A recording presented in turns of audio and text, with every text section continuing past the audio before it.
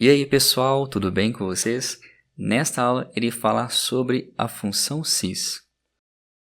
Bom, aqui tem uma tabela e eu preciso definir qual grupo pertence de acordo com o número. Aqui tem uma tabela de regra e informa o seguinte: se o valor for 0, o grupo vai ser o A, se estiver entre 1 a 5 vai ser o grupo B, e se for acima de 5, sem grupo.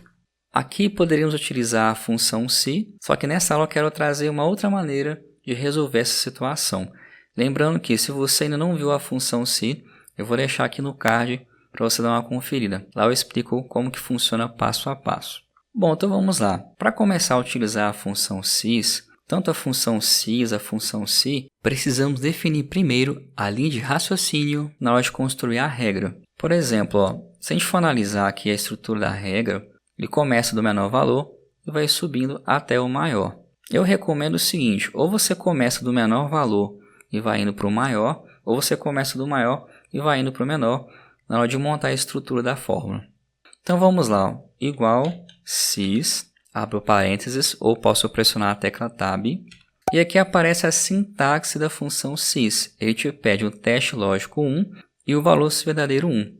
Por que 1? Porque eu posso colocar mais regras dentro do cis. Vamos ver como é que funciona isso. Bom, a primeira regra é para o grupo A. Se o valor for 0, ou seja, for igual a 0. Então vamos montar essa regra. Se o valor for igual a 0, ponto e vírgula, a resposta vai ser o quê? Vai ser grupo A. Então, abro aspas, grupo A, ponto e vírgula. Agora precisamos montar a próxima regra, que é a regra do grupo B. Quando eu coloco o ponto e vírgula, o Excel já habilita o teste lógico 2. E assim, se eu tivesse mais regras para testar, posso ir colocando mais regras que vai abrindo teste lógico 3, teste lógico 4 e assim por diante. Para pertencer ao grupo B, o número precisa estar entre 1 a 5. Bom, como eu posso montar a regra do grupo B? Se eu informar para o Excel que se o valor for menor do que 6, ou seja, abaixo de 6, vai pertencer ao grupo B. Vamos lá. Então, se o valor for menor do que 6, ponto e vírgula, apareceu o valor se verdadeiro 2, ou seja, vai ser a palavra grupo B. Fecho aspas, ponto e vírgula. Agora é preciso definir a regra do sem grupo, ou seja, se o valor for acima de 5, ele é sem grupo. Então vamos lá. Se o valor for maior do que 5, ponto e vírgula, abro aspas, sem grupo. Fecho parênteses e dou Enter. Então vamos testar para ver se deu certo. Eu vou puxar aqui a fórmula, clicar nesse quadradinho 2 vezes para ele replicar a fórmula para as demais células. No caso, o grupo A, se for igual a 0, ele deu o grupo A, certinho. De 1 a 5 pertenceu ao grupo B, bacana. E acima de 5 é sem grupo. Tá vendo que interessante? Bom, observação. Para montar a função cis, é igual eu expliquei no começo da aula. Sempre defina a ordem da sua regra. Por quê? Se eu pegar e montar a regra de maneira aleatória, inverter a ordem aqui, vai mudar o resultado. Porque ele vai testar primeiro a primeira regra. Então ele testa a primeira condição. É igual a 0, então é grupo A. Se não for igual a 0, ele pula para o próximo teste. Se a primeira regra for verdadeira, o que tiver depois aqui é indiferente.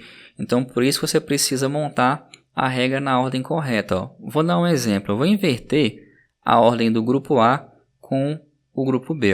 Como ficou agora? Se o valor for menor que 6, grupo B. Se o valor for igual a 0, grupo A.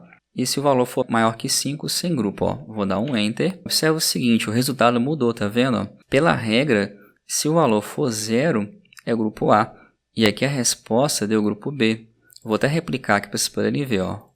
Observa o seguinte, o grupo B de 1 a 5 ficou correto, porque analisando a fórmula, ele testou, o valor é menor que 6? Ele é. Então, grupo B. Então está dentro da lógica. Agora, o 0 é o seguinte, este valor é menor do que 6? É também. Então, grupo B. E ele ignorou o restante da fórmula, tá vendo? Ele não testou se o valor é igual a 0, porque no primeiro teste já deu verdadeiro.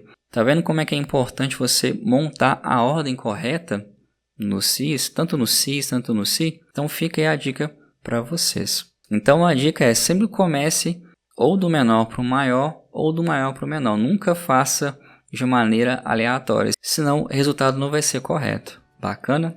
Se você gostou dessa aula, não se esqueça de deixar o like para estar apoiando o canal. Se inscreva no canal para acompanhar todas as aulas que eu postar aqui. E compartilhe esse vídeo com seu amigo ou com sua amiga que precisa de uma força em Excel. Então, no mais, obrigado pela atenção de vocês e até a próxima.